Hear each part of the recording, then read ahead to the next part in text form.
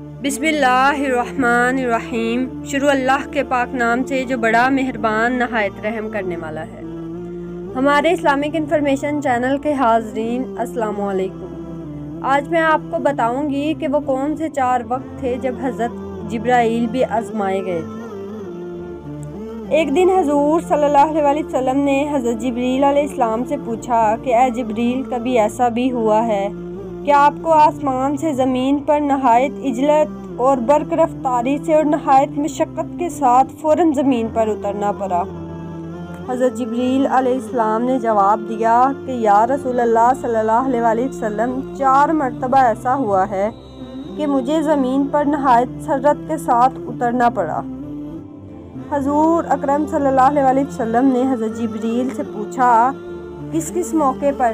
تو حضرت جبرائیل علیہ السلام نے عرض کی، یا رسول اللہ، پہلی مرتبہ جب حضرت ابراہیم علیہ السلام کو آگ میں ڈالا گیا تو میں اس وقت عرش الہی کے نیچے مقام سدرۃ المنتہا پر تھا۔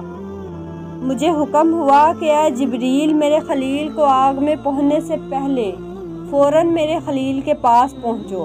چنانچہ میں بڑی سرعت کے ساتھ اس سے پہلے کہ وہ آگ میں پہنچتے میں ان کے پاس پہنچ گیا۔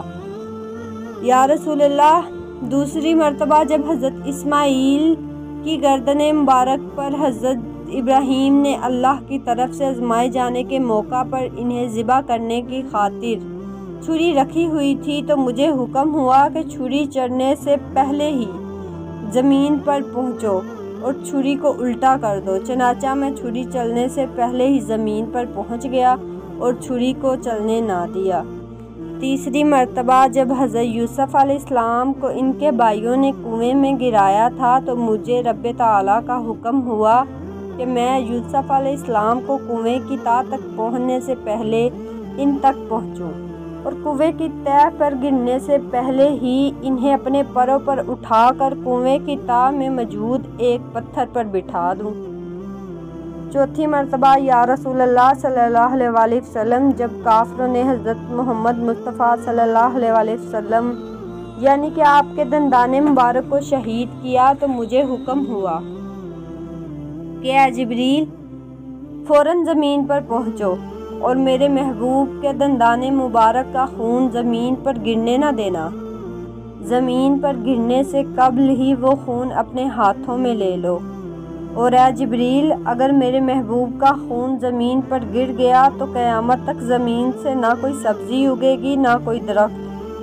چنانچہ میں بڑی سرعت کے ساتھ زمین پر پہنچا اور حضور اکرم صلی اللہ علیہ وسلم کے خون مبارک کو ہاتھوں پر لے کر ہوا میں اڑا دیا۔